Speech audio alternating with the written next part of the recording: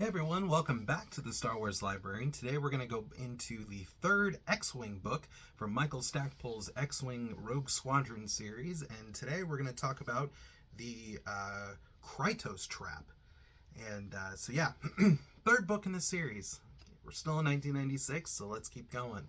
So this book picks right where Wedge's gamble left off. Coruscant has fallen to the New Republic, but the victory is there's a price to it. The Krytos virus is taking out the non-human populations, all the alien species, and so there's a lot of chaos. There's a lot of miscommunication. There's a lot of people don't trust each other. It's kind of nuts. So Corran Horn at this point is presumed dead. But he's actually imprisoned in the Lucenkia facility, I think is how you say it, and he's basically facing interrogation from a new Imperial bad guy, Yassian Isard, another name that I've heard pronounced multiple ways.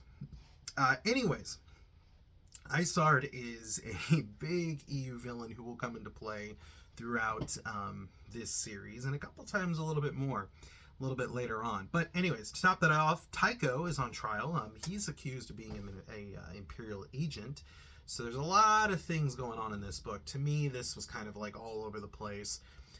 It wasn't bad, but it's you can tell. I mean, we're Stackpole doesn't hold back. We're going all in with this bad boy. So there's a lot of cool things with this. There's a lot of political intrigue and a lot of that. The New Republic is struggling to keep control.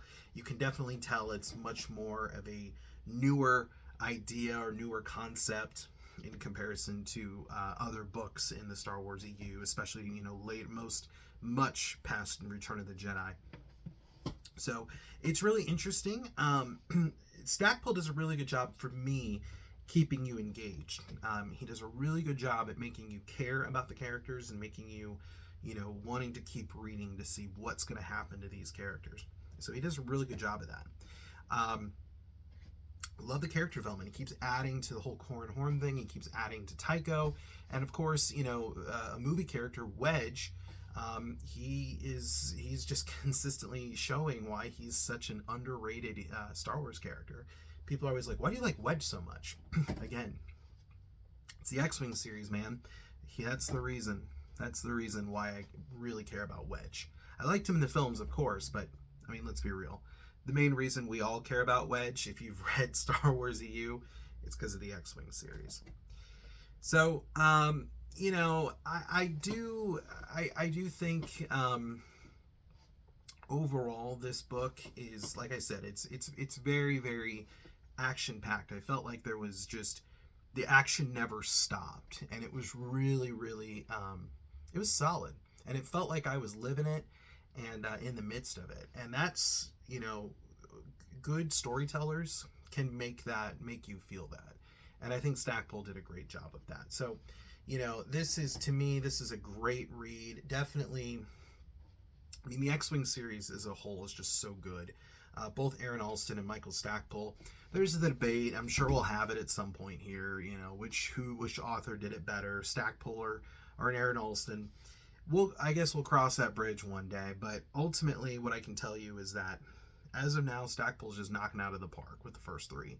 So I have, like I said, I thoroughly enjoyed this book, and I hope you do too. So, is it an essential read for your EU? Obviously, yeah, if you're reading the X-Wing series, absolutely, I think it's an essential read.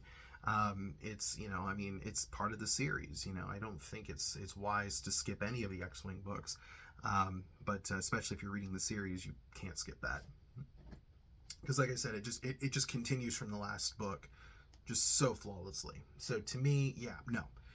Krytos Trap, very much so an essential read for your EU collection or your EU reading. So definitely say that this bad boy is essential. So anyways, folks, thank you. I appreciate you tuning in, and I'll see you next time with another video. Take care.